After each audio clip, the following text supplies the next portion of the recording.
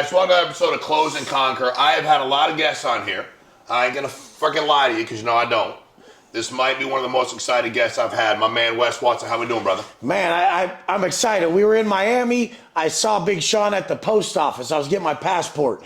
And I said, this looks like a motherfucker right here. This is somebody. I love when people have the sense of being somebody. And I knew you were right when I saw you, big dog. Thanks for having me here. Hey, thanks for being here. Here's what we're going to get to today. Because one of the things that I love about your story, and people have to stay with me here. You talk about people paying attention.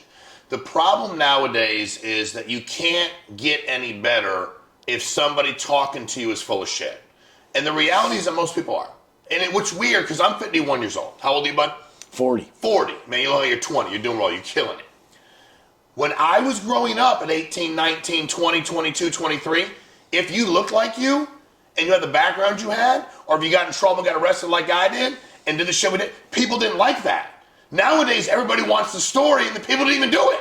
So there's people that actually never had that happen in their lives, and they're like, dude, that happened to me. And so your story is unique because, one, it's true. You're killing it. You've created an insane amount of income and wealth. You're doing it for a lot of people, too. And we're going to get real serious today about what fucking people have to do. Because if you're like, hey, dude, I like to watch stuff. I like to listen to it. I don't care if I change my life. You should stop watching right now. You ain't gonna like it. I mean, because that's the deal for me. So, Wes, before we get rolling, talk to me, because your story is unique, man.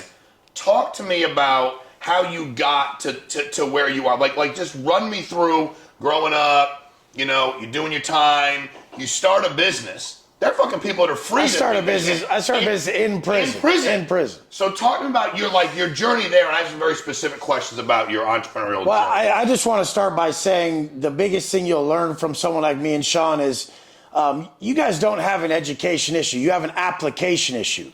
Everybody knows enough. So stop thinking you need to learn more. And the real smartest people in the world, the people that exist internally, like myself, the people who are truly wise, they know they need to unlearn shit. You guys have learned too much bullshit. But I'm just going to start there. You don't have an education issue. You have an application issue. Start unlearning what all the losers taught you.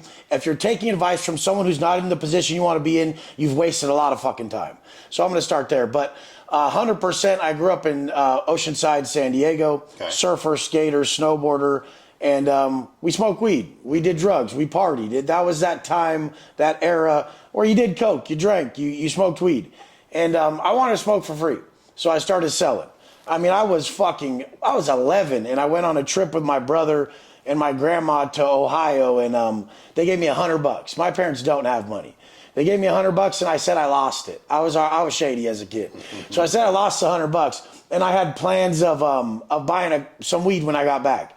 So I come back with my $100 after the trip, and I buy a quarter ounce, and I'm like 11 or 12. And then my brother's like 2 years older, so I'm hanging out with his older friends, and then they go into I don't even know why there's 15, 16-year-olds hanging out with the 12-year-old, but that's just how it was. I was bigger for my age. But I just break down the quarter into 7 grams, and I make $140 off my 100. That's when my entrepreneurial fucking mindset started. I'm like, oh, if I do this X amount of times, I can fucking kill it. You guys, I've always sold something, and it was something that I always believed in. I believed weed was awesome, So I sold it. I really believed it was. I don't give a fuck how people feel about it. It's just not for me anymore. I like to be really productive. But the whole point is now I sell something that I completely believe in too, and that's the prerequisite for sales. You have to use it. You have to fucking know that it's valuable, and you have to fucking have the ability to fucking articulate to the other person why there's benefits to it. And I mean, that's just what we do. People don't really care about any part of your business, the systems, all this and all that. They just want the benefits. How does it benefit me if I buy it? So, I mean, that's the point. But growing up, smoking weed, surfing, skating, and living that party life, always looking for chicks. You always wanted to be your best self. I was a little chubby. Once I gained some weight, I got a little bit chubby at 12 to 14. And I was fucking pissed. Because I was just smart. At 12 or 14, you were pissed about being fat. I was pissed about being fat. I was angry. Because my brother and my dad would make fun of me and shit. And I'm like, motherfucker, I have to figure this shit out. And I'm cursing God. I'm like, you fucking made me this way? What the fuck? And I started off being very angry about that shit, and it made me drink and smoke more because I wasn't comfortable. And then by about 14, I said, Mom, get in the goddamn car. We're going to Barnes & Noble. Like, I need this book. And I go to the store and I get the Arnold Encyclopedia. And I start researching about bodybuilding, about macros and all this shit. And I mean, I wanted to fucking look like the guys in the book. I didn't want to wear Speedos. It was never a thing of mine. But I wanted to wear normal clothes and be jacked. I don't give a fuck. I truly look up to a lot of bodybuilders because they're disciplined. They're fucking savages. Like, I love discipline. So I started training at 14, and by 15, everyone thought I was on roids or something. And like, I was basically just taking creatine, and people at my school, they didn't even know what the fuck that was. And I got on my backpack and I'm taking scoopfuls of creatine and down it with water, and my arms are all big now. My waist is small. I learned how to eat. I learned how to get pumped. It was that easy that I turned what I thought were weaknesses into massive strength. My legs were so fat when I was fat that once I cut some weight off them, now they were swole. And my forearms were so thick when I was fatter that when I cut some weight off them, now they were thick and muscular. Like, people don't realize that something that is a perceived weakness will one day be one of their massive strengths. And so that ended up being the same thing with the addiction, with my violence, with everything I possess. Once I harnessed it, it became a huge strength for me. And so going from the weed to bettering myself, well, now I'm like a stud. Like, I hit 16, and I go buy a Chevy Silverado Z71 cash at 16. Like, literally, went in there, it was $47,000. I bought the motherfucker cash, lifted it, all this shit. And then I'm hustling, I'm pushing weight. A couple pounds turn into 10 packs, 20 packs, 50 packs, 100 packs, 500 packs. And I'm getting a British Columbia weed, like the juicy fruits, the cherries, like the fucking the BCs that come in a fucking vacuum seal. They were like 3,000 a pound, and you pull this big nug out of the vacuum seal, put it in the trash can. You're like, oh, 448, boom. And then anything extra, I throw in another bag, and I'm taking the top off them.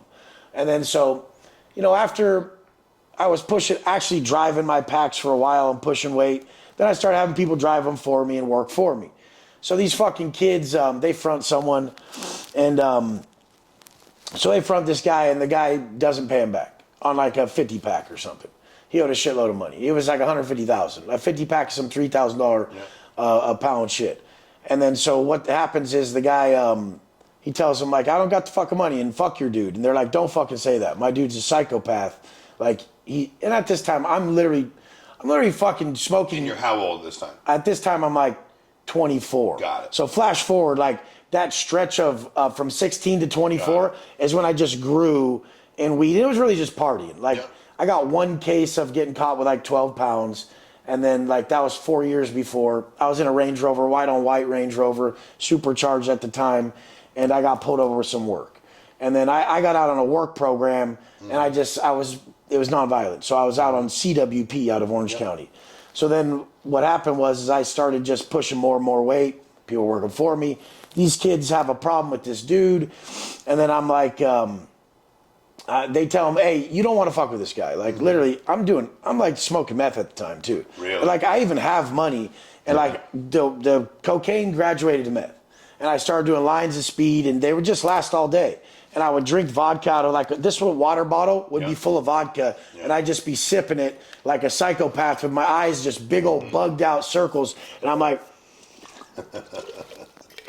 talking to people, take a drink like that of some fucking vodka while I'm high as fuck on some meth.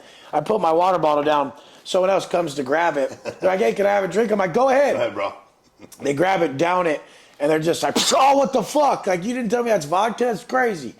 And so, that was a bad time because I was just on a downhill spiral. I was still making good money, still fronting like some packs, and still making, 80, 100 grand a week even.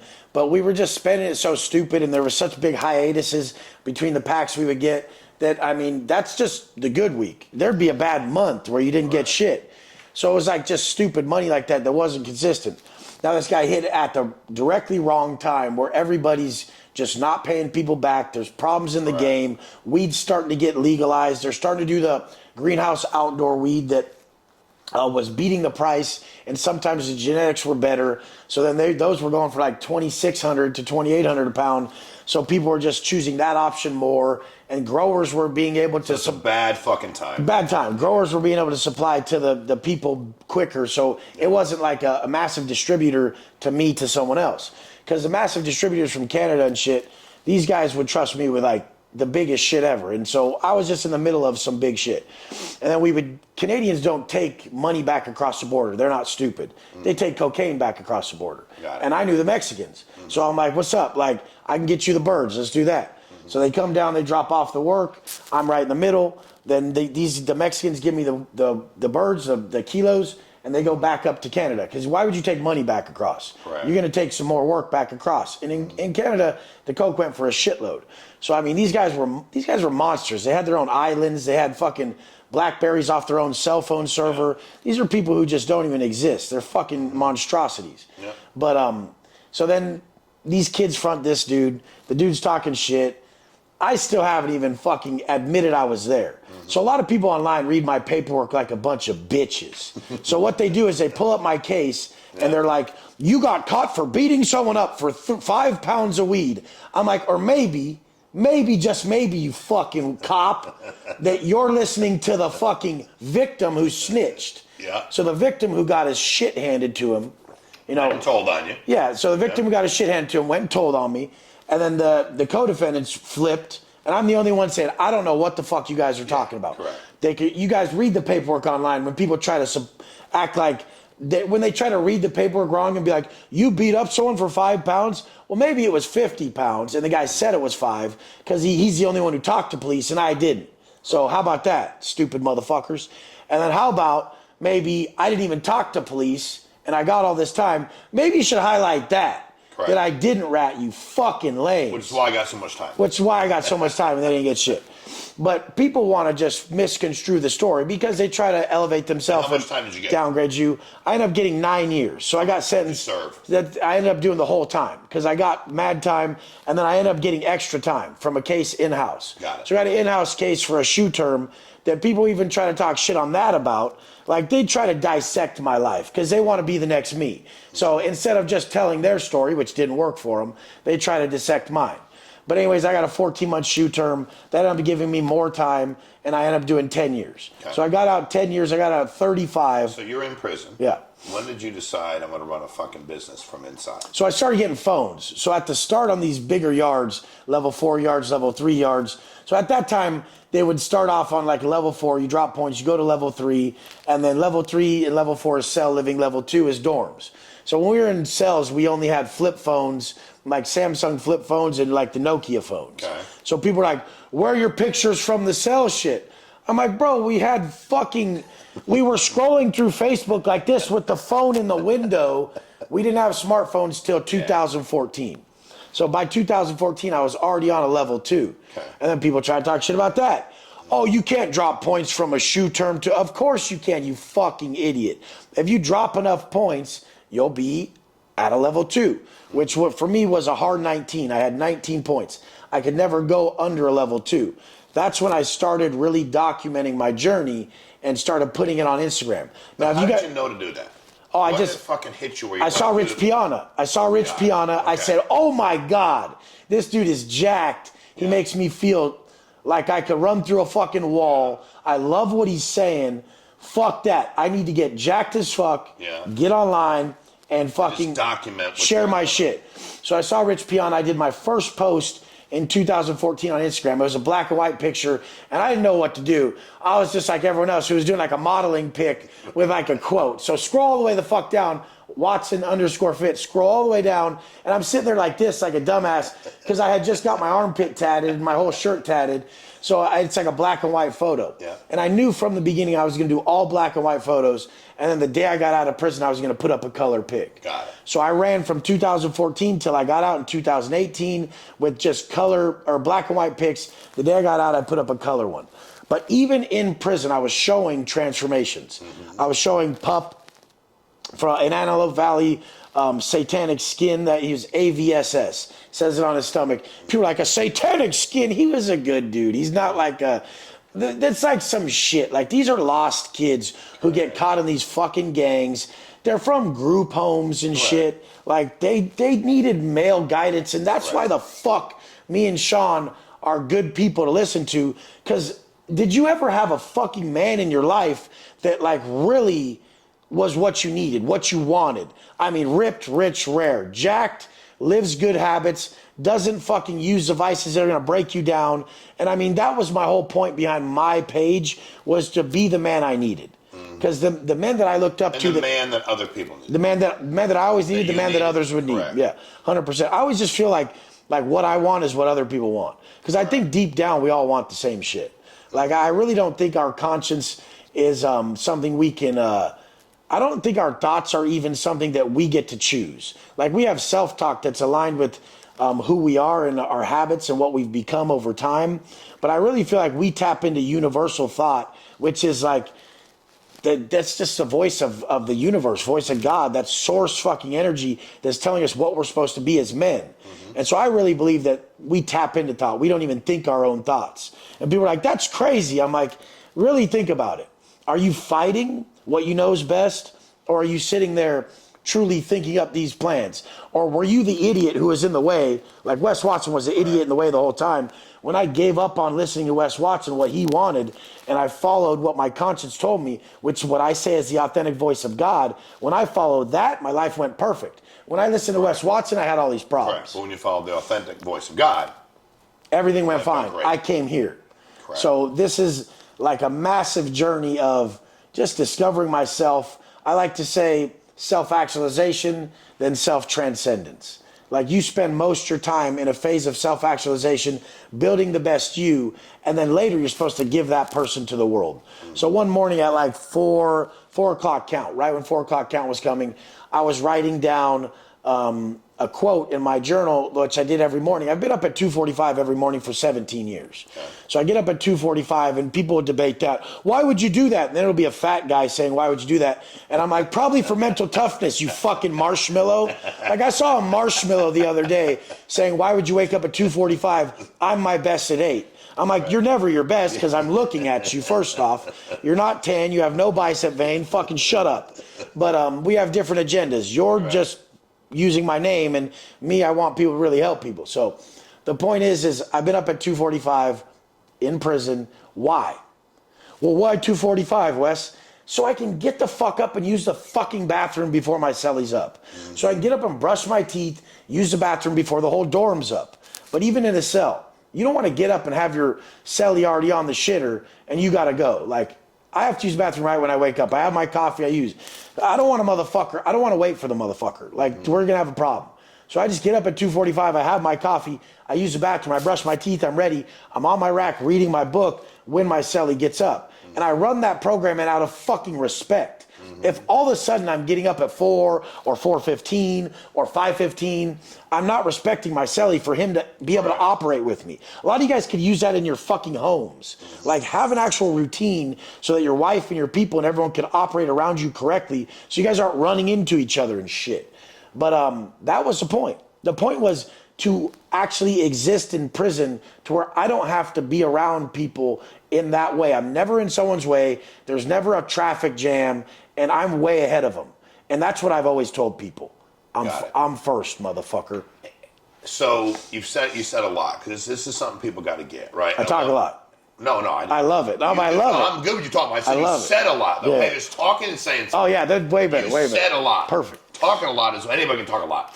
You said a lot, and the number, what you said over and over again, which was huge, was all these people talking about. Because here's the story. I love the way you said it. So I worked with abused and neglected children for 15 years. Worked as a social worker. Massive. Worked in group homes. That's what I did. Got done. I wanted to fix the shit.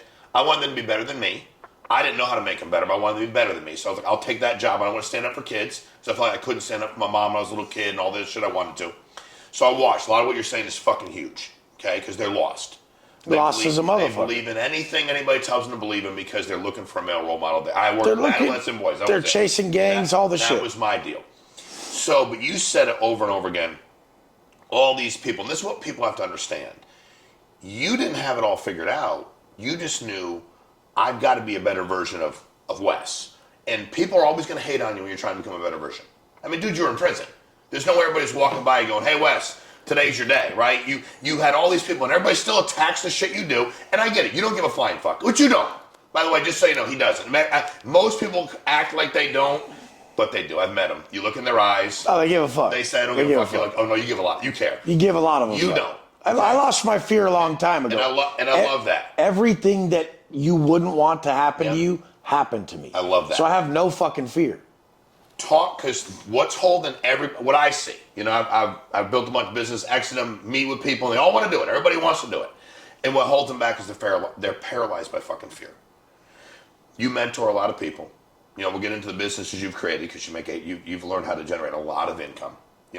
If you want to see a ride, I was waiting to see if he pulled up, and I was like, shit. That was my cheapest car. I know it. Well, dude, but I mean, even that. My buddy called me. He's like, yo, there's a car. I was like, that must be Wes. He's coming up the street. For people to understand they're listening to you right now, they're not where you are right now. They are afraid. They shouldn't be, Wes. They should fucking not be afraid, but they are. What is your best, not even advice, walk them through the thought process where they are right now. It's fucked up. They're scared. They shouldn't be scared. I agree with you. Maybe they had too good a life. Maybe they didn't have a good enough life. I don't know what they've gone through. But walk us through when you're talking to somebody trying to get their head out of that fucking place. And for them, how did they get it out of there and realize, just like you mentioned the person in the car? The only fucking way you can flip your identity is to give yourself difficult tasks each day. A difficult set of daily habits will flip one's identity. Right now, they're too weak and they don't believe in themselves. Mm-hmm. Give them 3 months of the difficult ass shit I make them do. They're not going to be able to lie to themselves. This shit's fucking hard. When you do that for 3 months straight, 6 months. Give me an example of some of those things. A couple things you give people. Early ass motherfucking wake up. At least 4 a.m. What time do you see most people wake up? Most people, they're. Fuck, I don't even know. Most of my clients, they start getting up in the 4s. 4 a.m. club is standard. Before they meet you, what time are they getting up? Oh, fuck, they were the 6, 7 o'clock people. Whatever. They get up whenever. On the weekend is this time. The whole thing is there was no structure. So even if I structured the stupidest program, even if I gave you the dumbest program, okay, wake up at 11 and then go throw this rock out in the water behind your house and then walk to 7-Eleven and say hi to the guy behind. There'd come a day where you don't want to fucking do it. Mm-hmm. So once I've made a program for someone, there's going to come a day they don't want to do it. When they choose to do it when they didn't want to do it, that's when they start to solidify that they're the person who can do what needs to be done. And I'm the person who will do everything that needs to fucking be done. Because I've done all these things I don't want to do for 17 years straight. I'm bulletproof. Like I said, when I was going to say, I get up at 2:45 because I'm first, motherfucker. Mm-hmm. Nobody beats me up. I'm first. Fuck you. You're behind me. Mm-hmm. Even in prison, I used to stand in front of the door before every movement. Every chow movement, every yard movement, every fucking movement. I would sit there with my cup, with my spoon, with a napkin roll, ready to go to chow, and I'm first in line. And everybody would be like, what the fuck? Why is this guy always got to go first? I would stand there 45 minutes early and just stand there all stoic. I'm first. I go out the door first. This all means stuff to me. This is me personifying what I am. I'm number one. And I've told people before that the hyper success traits of the top people, first thing first, they think they're better than everyone. And people cringe. You're better than everyone? You better think you are. Sean thinks he is. I think 100%. I am. Top people know they're better than everyone. They don't just think it, they fucking know it. You think you're better than everyone. Second is you're never satisfied. That's what keeps a motherfucker still working. Even though people fucking try to sign up for my program and they don't even have 20 grand. If I was down to my last 2 million just in my normal accounts liquid, I would be freaking the fuck out. Assets and everything, massive. And still I just keep $1 million in the checking, $1 million in the savings, UBS accounts, investment accounts, all my cars paid for cash, living way under how much I make a month, and I still trip when I don't have the 2 million sitting there. Yeah. These people are okay with 20 fucking grand sitting there. Mm-hmm. So first thing first, you think you're the best. That's number one. Second is you're never satisfied. And third, you have impulse control. So the more heightened these are, is how you're going to be a higher level person. And the thing is these people have an identity that's so fucking weak because every time they sought out to do something, they quit. Why would they ever believe they're going to finish this endeavor? this next one. So with my content, I like to start people just working on themselves. When they start to stick to what they're working on, then they believe they can start a business. But some of these people think they want to start a coaching business or a business. I'm like, bro, you don't even have $5,000. Why the fuck should someone listen to you? Hey, that's my broke ass coach in the corner right there who barely has 50,000. I want my coach to have a fucking jet.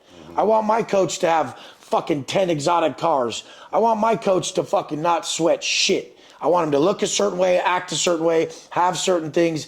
This is what the fuck I want. But that's why I had to create who the fuck I need to be. Some people come on my program, I'm like, bro, like, you're good at all the systems shit. You need to look better, motherfucker. Yeah. Like, we're online, you dumb motherfucker. Like, it's 2024. You need to look better. You've totally thrown me off. Because I like to tell people, when you're a leader, your weakness is their way out. They want to listen to you, but they're like, God damn, you couldn't lose any fucking weight, bro? That's what you're doing? Correct. That's what you brought to the table. That shit. And it's just, all these things are so massive, but I string them together over time when people follow me.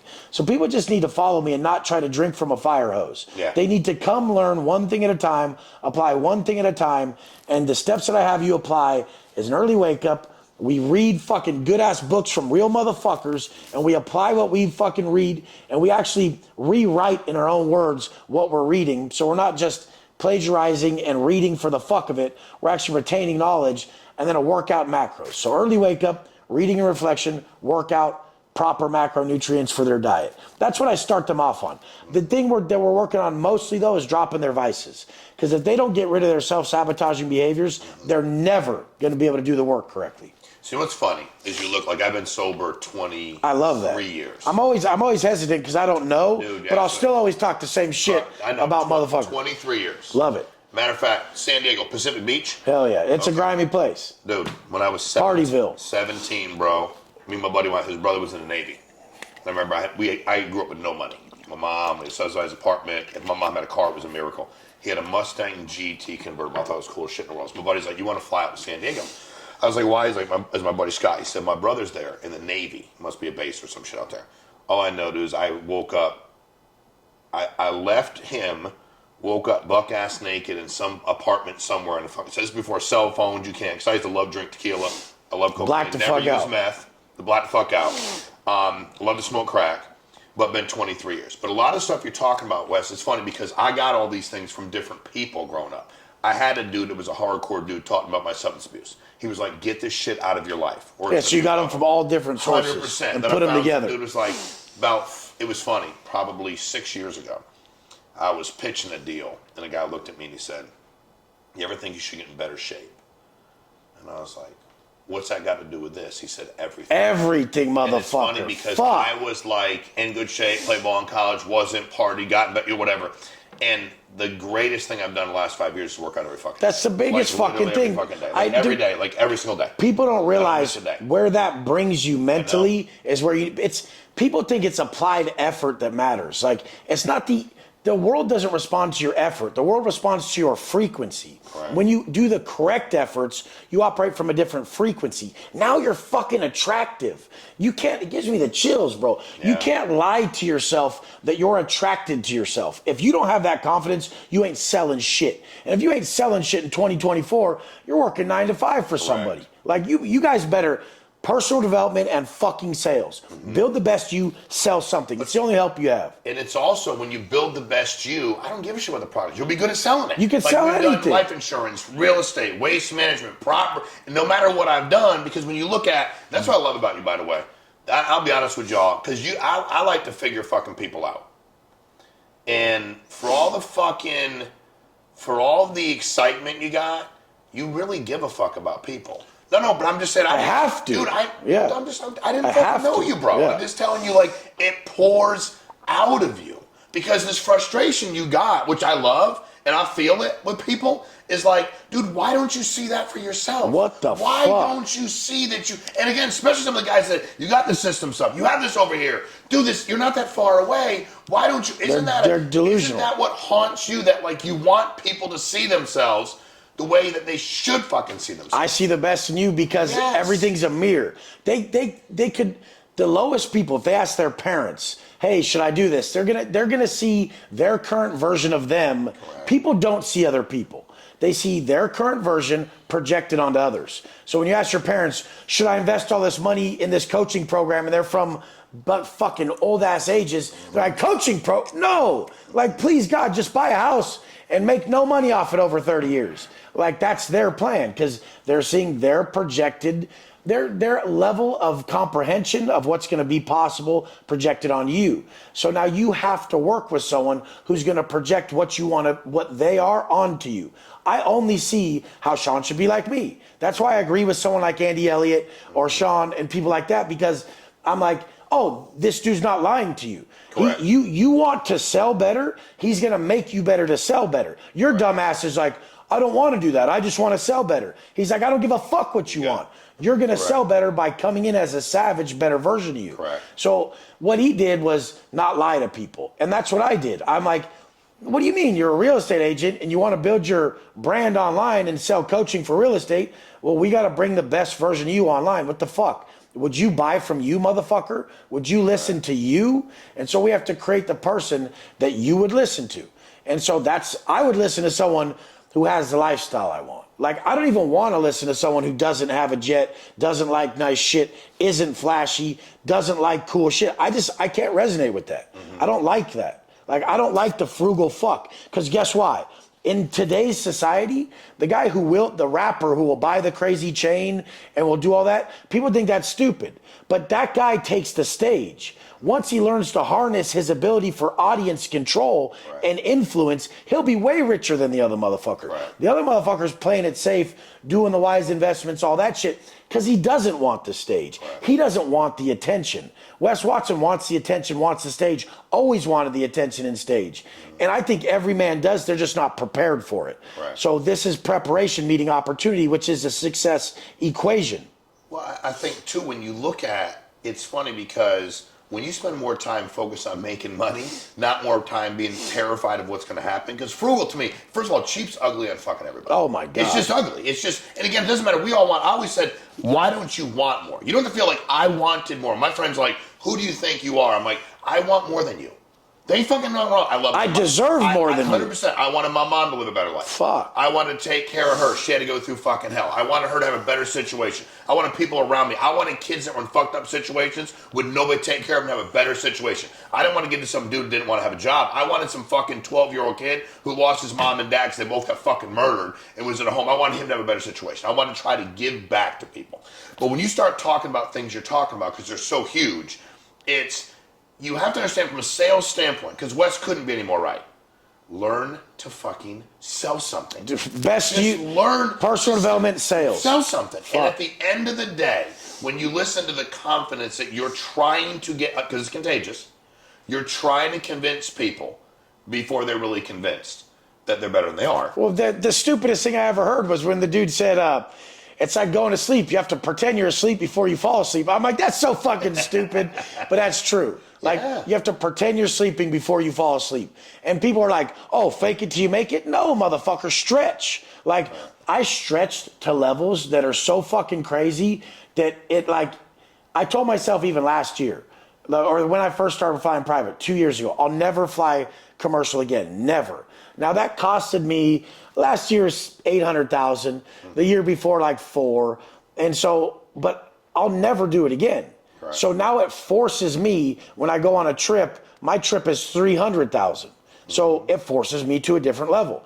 I just will not live a certain way. I won't fucking do it. So once you set that standard for yourself, you just completely rewire your work ethic too. But what's crazy about this is when you set that, when you say... Never went back on it. You never go back, because this doesn't require talent.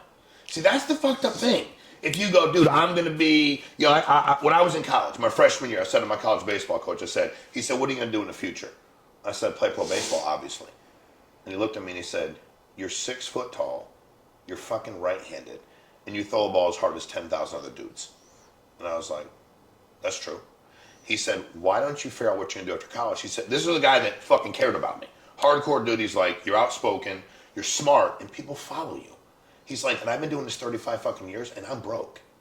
Like, I'm coaching this team, I'm broke. Yeah, the problem is I took his advice real fast and fucking quit pretty quick. He's like, I didn't say quit now, I meant quit in the future. And I was like, no, dude, I want to go find a way to go make money.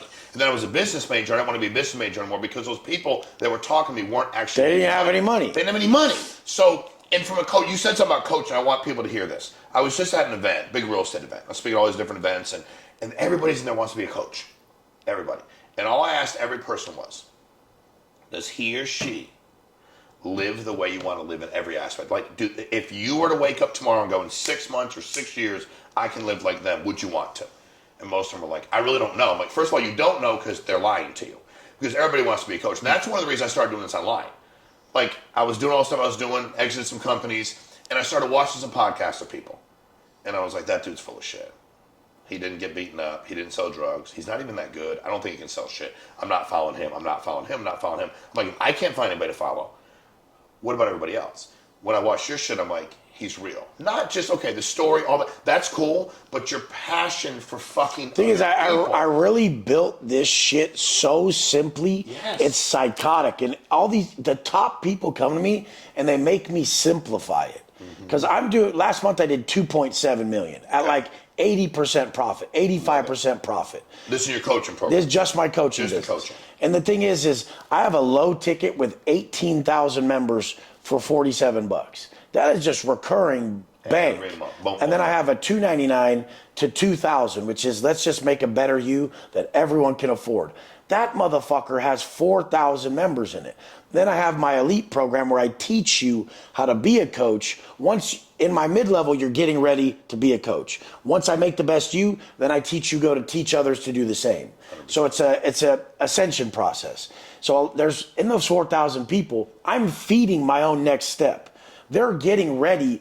There's 5 people that'll be ready out of there today to spend $7,500 or $12,500 or $20,000 today. They're already ready. They get in knowing that this is like a path for college. Right. Wes is going to get me ripped. He's going to get me off all the vices. And I'm going to learn the program. I'm going to use his apps. And then he's going to teach me how to do the same for other people. I take no money from anybody, just their fee. People are like, it's a pyramid scheme. I'm like, I don't take money from them after they. Someone told me it was a pyramid scheme the other day, just That's helping them. Everybody says, by the way, they know what the fuck to say. With personal development. So cute. Yeah, they're so fucking stupid. Correct. So I get them right, and then I teach them to get others right. This was my quote that I said we're supposed to live, that our purpose, to create the best version of you, give that person to the world. I wrote this quote on my rack at 4 a.m. during count in prison. To make the best you, give that person to the world. Now I'm creating the best people, and they're giving their best version to the world. This is what we're supposed to do as humans, and I've turned it into a business. The thing is, it's so fucking crazy, but even my highest ticket is not recurring. So those sales I have to make every day. And I was closing a deal as he pulled up in the car. I know you were. And I was going hard on the lady with the deal. So here's the deal. I'll tell you who's going hard. So you're like, what do you mean guarantee? What fucking guarantee? You go on and on and on and on. It's an entrepreneur. And I'm sitting there going, and this is what hit me, is how much, see, you can't be that emotional and that fucking fired up unless you give a shit. Because she's so dumb. You can't. It's so dumb. Yeah. But you actually, so that's the thing about people is you actually have to understand there's hundreds of millions of people. Hey, 98% of people, if they had a polygraph hooked up to them and you said, do you want to make more money, have more time? If they said no, they'd be lying. It would go off. They'd be fucking lying. And the other ones that say yes, they'd be telling the truth, validated. Because everybody, the only ones that don't are the ones that go, I don't know if I can get it. So I'm afraid to fail. I don't know if I can get it. I don't know if I, because dude, honestly, when I got into, I was working as a social worker making $70,000 a year. Damn. I've never had a job. Yeah, I had a job. Dude, look, my journey's not your journey. Yeah. Like, I had, me, longest, if I was in for 3, 4, 5, 7 days, a little longer for doing stupid shit, but I was, like, living my life. I got a fucking job, went to college, I was fucked up, then I got sober. Dude, I, by accident, like, I was in my 20s selling real estate. Then I was like, wait a minute. My buddy flipped a house, and I was like, he's dumb as shit. If he made $18,000 for 4 months, I'm not $18,000. And I was like, that's the greatest thing in the world. Then I was like, why do I got to pay a real estate agent? I'm going to get my real estate license. Why are we paying them? He's like, I don't know. I think I'm going to get my license. Then I'm like, why are we paying a GC? Why don't I just be a general contractor? Then I'm like, I started making money by accident. Then I was like, shit, I like this. Then I wanted to turn back, right? I didn't have somebody, because guess what? All the shit I looked at, Wes, when people were going to coach me, bullshit. It was bullshit. They hadn't accomplished anything.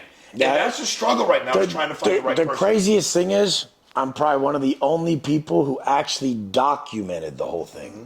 So from when I got out of prison, I said I'm out, and I filmed my first day at the gym, and I said, watch this. You then? I had 10,000 followers when I got out of prison. Yeah. So in prison, you started day one, got followers. I had like 10,000. Well, I had 10,000 even in prison. That's what I'm saying. You accumulate that over time. Yeah, and then when I got out, I'm like, watch this. I'm going to build some shit. And that's what's crazy about new people who follow me. They're like, Cap. They're like, we watched him, you fucking idiot. And they're like, oh, they'll act like the testimonial's fake. They're like, I remember when he was on the program as a client. Now he has a mansion. Like, it's not possible, you know? But this is the thing is, you don't, explanations. Friends don't need them. Enemies won't believe them. You just don't need to explain to people who don't have the mindset to even understand what you're doing.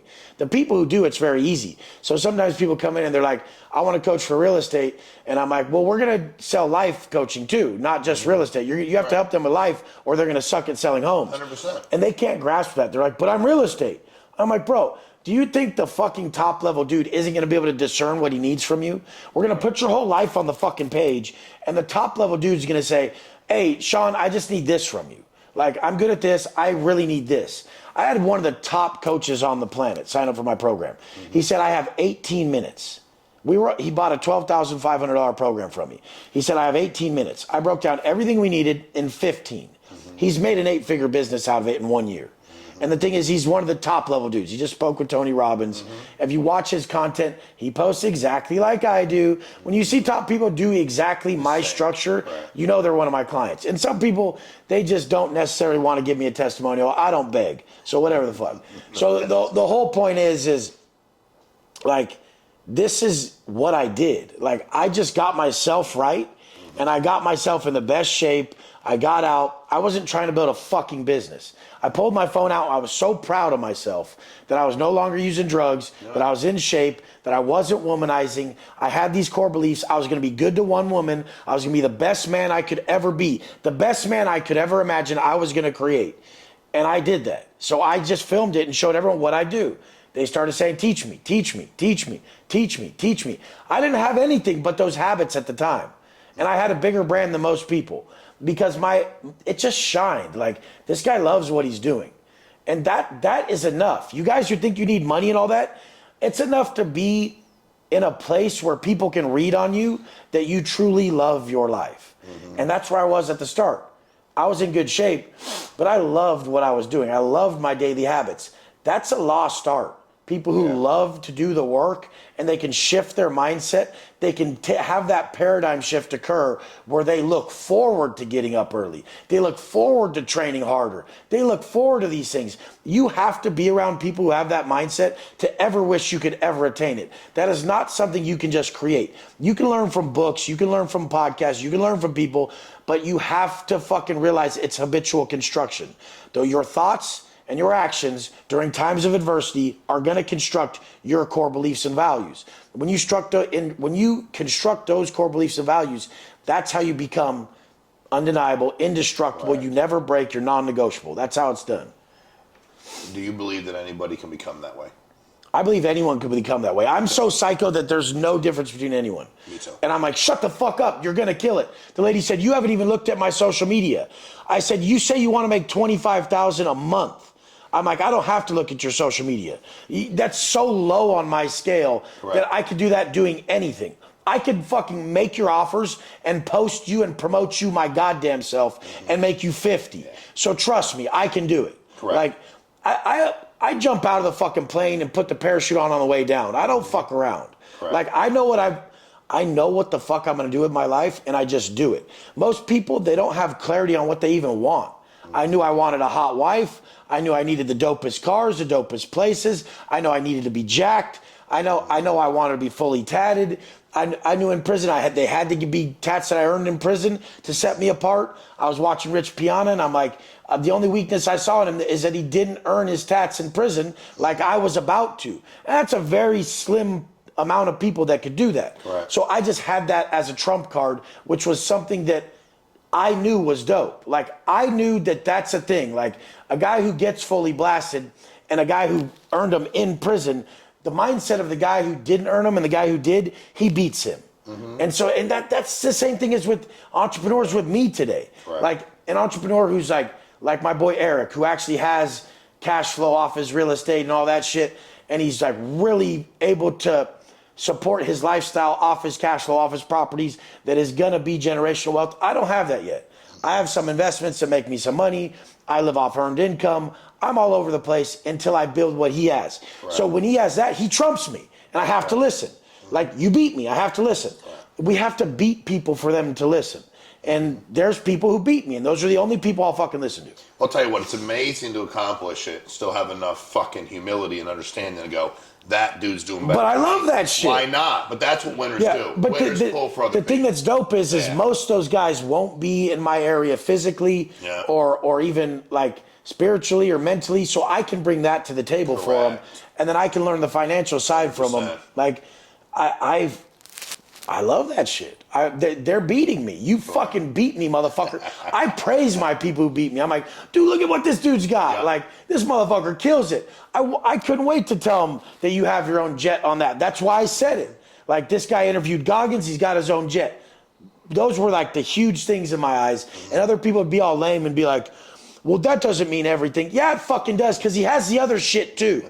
He has the other shit too, motherfucker. Right. You're acting like he's not in shape and he's not sober. Shut the fuck up and quit looking over the stupid shit that stage that you're still at and realize he has that and he's up here.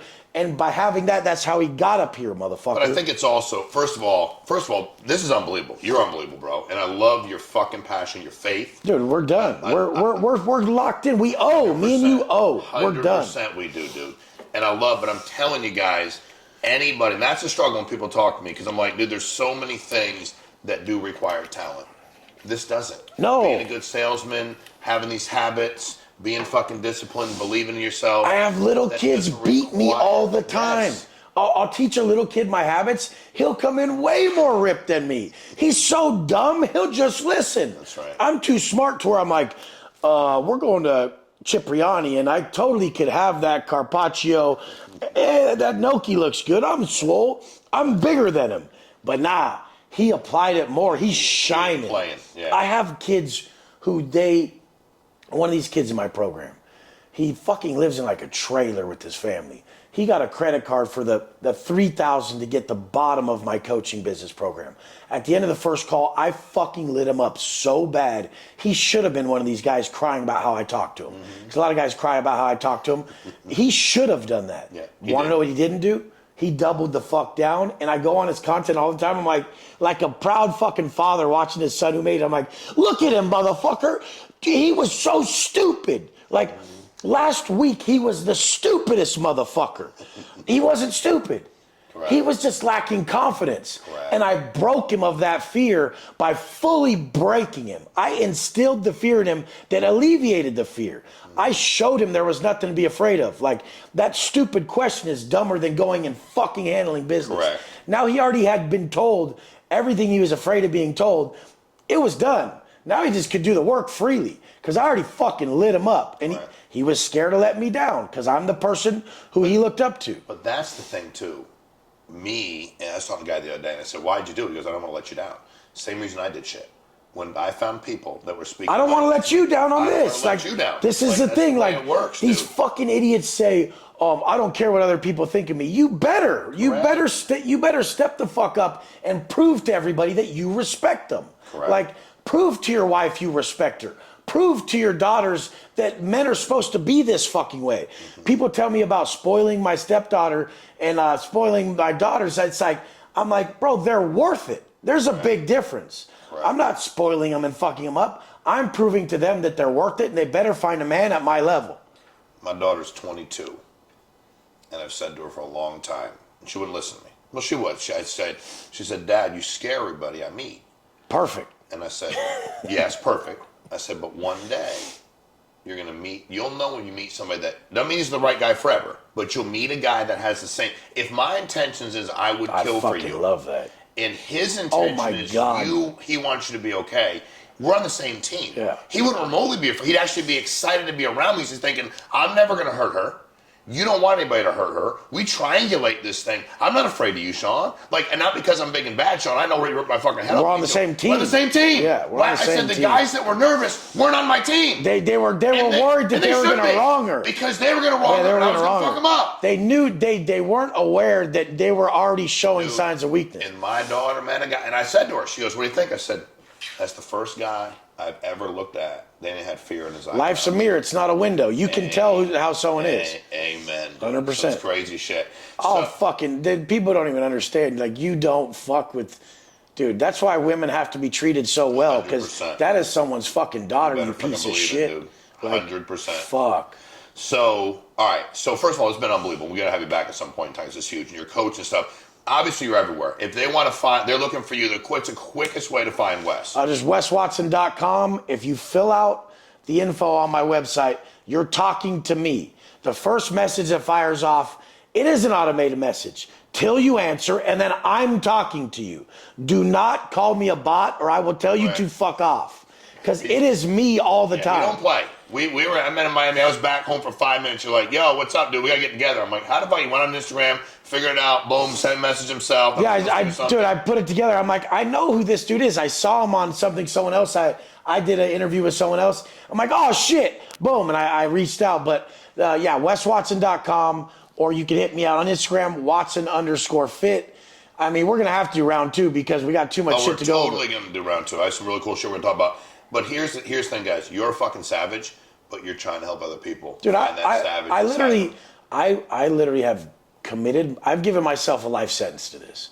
Yeah. Nobody's ever not missed. Yeah. Since I started my YouTube channel, my Instagram, I've never missed a post, never missed anything. And I totally could. I'm rich. Yeah. But why did I never miss? Because I gave everybody my word that I never would. If they simply followed that blueprint, and then I gave them the simple breakdowns of how we do it, they'll be successful. And there's no timeline, but they're gonna fucking kill it if they just learn to not miss and choose themselves over everybody else. In all reality, me and you are offerings. We owe the world. 100%. We're supposed to show up and be everything we needed. We're supposed to be sharpening ourselves so that people can follow us. And we give them the best life. So many lesser men said, drink this, smoke this, go get multiple women. Shut the fuck up. When did that ever work for any of you motherfuckers? Can you guys quit lying to protect how much pain? And they act hard. They're really hurt. Yep. They're not hard. They're hurt little boys. And it's like, bro, you wouldn't need to keep drinking if you weren't a hurt little man-child motherfucker. Correct. Just baby boy shit. Nursing a problem that you have yet to fix. Correct. The thing is I'll give my life, I'll just give my life to this the rest of my life. And the only way I can prove that is by never missing. And that's what I want to share with you guys. And the main thing I really want you to take away is that, your world is you. So the world is not as it is, the world is as you are. The world is as you are. So if you wake up and you create a strong, loving, disciplined, grateful individual, your world will mirror you. If you look around and the world sucks and there's no opportunity and everything's negative and you're a fucking victim, that's who the fuck you are inside. Right. If you're a straight warrior who won't take no for an, if your self-talk is that of someone who, when work's thrown on them, I'll get it the fuck done. If you're that dude, you'll always fucking win.